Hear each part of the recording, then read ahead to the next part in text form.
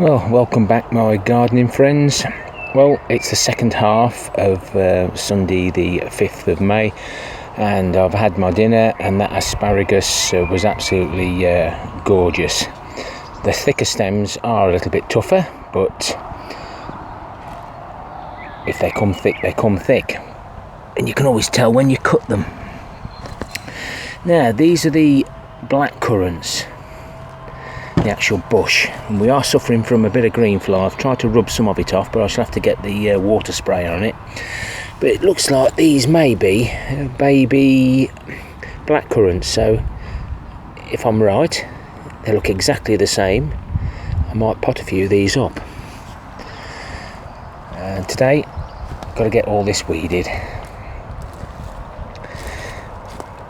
Get that seed stalk off there and just have a general weed around. I would imagine I've got a few more weeks yet before I need to get the netting on this cage, but it'll soon come round, so that's a future project. And it seems it's only where the acacia compost is around the blueberries that I'm getting the weeds. It doesn't seem to do as good a job as the old wood chips, but we have to look after our blueberries the correct way. I've taken the hair nets off the kale mainly because I've got green fly on it. Of course, the ladybirds can't get in, can they? So that's opened up. Hopefully they'll pay a visit now, get in there and have a good munch. I've done the coffee and the eggshells around the peas. That's a job off the list. And these are Bill and Val's heritage peas. They're in now, and surprising how long they get. But I have given them extra height. As soon as they're finished, this is where some of the cucumbers will go. In where the peas have been, I'm going to put the cucumbers as well, so they can use the same structures. Grass cuttings. Oh, that's a bit. As you can see now, that black gold, that will go into the compost bin if I can get it out. Bargum, that does smell as well. Chard's going mad. That's the one that's overwintered. No pigeon damage. I'm really pleased with that, so no extra work there. I've got loads of this compost that I mulched this area with. I'm going to transfer that to this side because the weeds are started to poke through, so I'll give them a covering over and I'll get this out. These need to come out by the root. Don't want that in there. Won't be long before we get a harvest of broad beans, and there's no sign of any black fly at the moment. One job off the list was sowing the parsnips and putting the bottles back on, and I've took the advice from one comment about putting one of the plastic sheets on top. Now blow away, probably lose the lot. Don't have that problem in here. Now, because the carrots have germinated really well, I've only put 2 seeds into here, and I'm going to finish these off shortly. I need to rejuvenate the compost here next to the parsnip box. This will be the trailing tomatoes, similar to plot 1, and again here next to the Jerusalem artichokes. No action needed on there other than just a little weed. I've already moved these potatoes over and buried them in the ground before we started work on plot 1. So these are the other potatoes, these are the mix. So they're my sarpos with added potato feed against the sarpos with my own seed and compost mix. I just need to get some wood chips down there now and around this area. That'll free space up on plot 1. These are the calabrese that I've planted within the giant cabbages. They don't look very giant at the moment. And we've actually lost one to rot on the stem. So I think there's a spare. That won't be going up my father's allotment now. There's some here as well, but I think they might be pointed. But other than that, There's a comparison with the giant cabbages. This has had some similar to 6X, the Grow Organic, against a fertiliser, which you can see there, maybe against the in amongst the perlite. We'll see how they do. These are some of the plants from the greenhouse grow room, and I've brought them out to air. And if you remember, on plot 1 there was some staging, and the staging used to sit there. Well, I need more space, so I've opened it up a little bit. Too tall for the sunflowers, but again, here's one of those tomatoes. So the Bloody Butcher on the left, this is the second one. The other ones are still up in the grow room, against the one on the right. Now these were smaller than those, but look at them. So I need to rethink on how I keep my tomatoes before I bring them up to the allotment. Some of them are looking a little bit red and hardened off really well, but it isn't stopping them from flowering. Hopefully these will be in those rejuvenated compost pipes in the next couple of weeks. Some of the onions are doing okay, and some are looking very, very poor. But again, they've suffered exactly like the tomatoes have. So some more these are different sunflowers to plot 1. Again, they won't fit in where we've just showed you, so they've come straight into the polytunnel just to harden off a little bit. And the carrots in the raised box in the polytunnel. A lot of damping off going on at the moment, and I'm just hoping and praying that the large and heavy cucumbers in amongst there survive. That onion doesn't look too bad at the moment. I may have to plant up 1 or 2 of these stations. For some reason they haven't quite come through. Maybe they're a bit deep. Every time I come in, I just check and thin them. That's another job off the list. Need to get all this mixed salad leaves now that actually germinated, really old seeds, with this tub here into the cold frame, and the radishes are very close to having their first harvest. So this has been covered up to just get a little bit of warmth in the soil, and it's had a good watering last night, so that today I can fill this whole area now with those salad leaves. The pak choy, 1 or 2 still look like they've had a little nibble, but no slug damage, and the piece of plastic I left there had got no slugs in, so hopefully there isn't any in it at the moment. And the radishes are growing there, and the leeks now will have to go somewhere else. They'll be all right out in the open.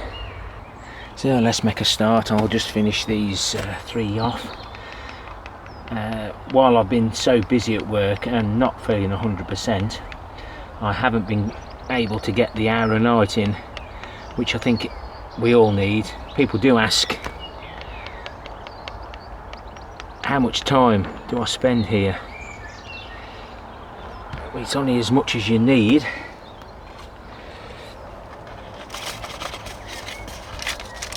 And I find just an hour at night just to chill out works, and then as much time at the weekend. I've already spent 6 hours on plot 1 just doing some basic stuff.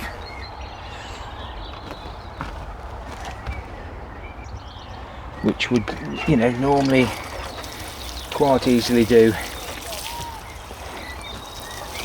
of an evening, and I would normally spend about 6 hours over the whole weekend. keeping on top of things. Always a busy time of the year now anyway. But yeah, work's work. Next weekend I should be at work both Saturday and Sunday, so I shan't be going to the Malvern Spring Show. But like I say, you have to earn the money while you can. Right, let's get the covers on.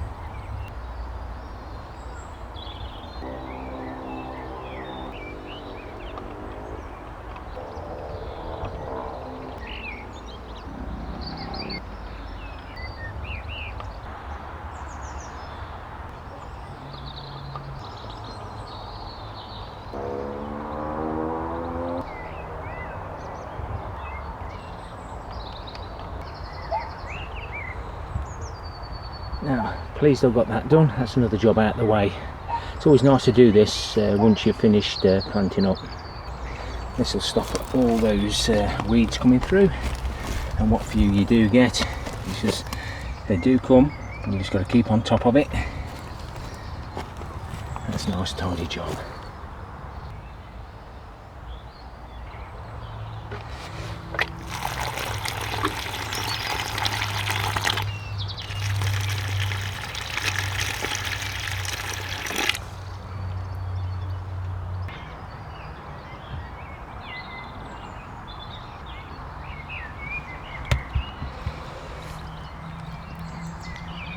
Going to keep those there.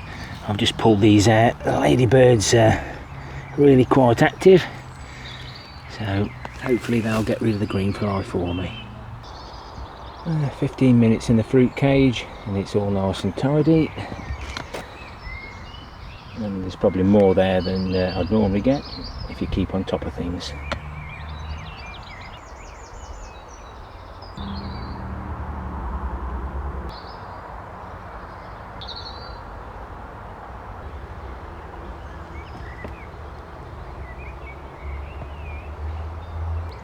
I've just spaced those into those pots and they can be cut and grow as well. So I'm going to get this all covered up now. Hopefully all these will pick up. Not the ideal way to do it, but unfortunately haven't had much time to get this sorted properly.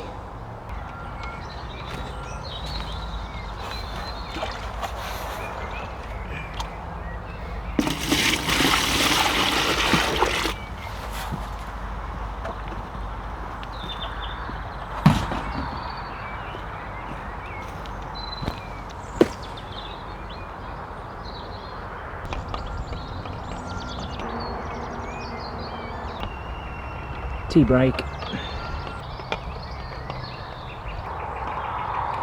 So let's get all these mulched up now. That'll help with the weeds. Now, my new raised beds, one of the beds ends here, the footpaths over here, so we're going to plant the Swedes there so that they're not disturbed, and the beetroot can go there. So I'll just set this up. These are the Swedes.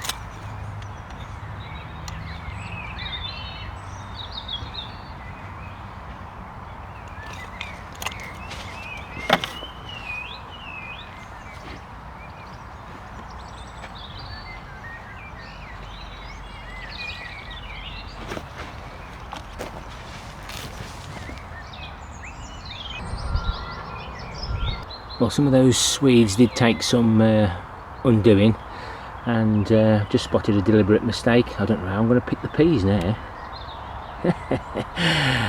Right, I'm going to get the beetroot in and I'll see you in a bit. So that was the DT brand trial seed beetroot. It's Sabito, whatever, F1, and they've been planted in clumps. A lot easier. There was one seed in each seed cell. That's the bolt hardy in as well, and the turnips have been put wherever I can find a bit of free space, which includes all the way down here, and the last few bolt hardy went here as well. And this year I'll be happy with that.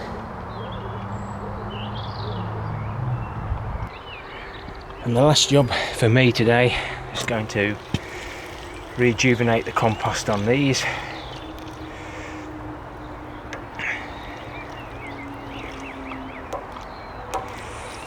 Just let that soak in a bit. A good day's work on both allotments, 2 separate videos.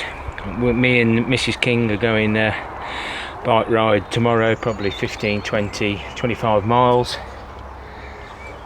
So I'll just be doing a tour for the May Day.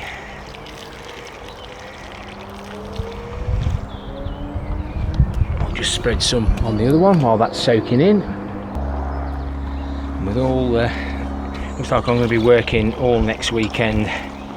So the only things I'm going to manage is the watering. So thanks for watching, guys. I will do the May Day plot tour, but thank you for joining me on what I'm getting up to each day. I don't normally show you, so I thought it'd just be a bit of change for you to see what I get up to and what's involved in keeping an allotment reasonably tidy. I didn't want to rush those roots, but they were in the trays too long. They're all intertangled, but this is when time is at a premium, and when you're not feeling awfully good either. So take care, my friends, till next time. Ta-ra for now.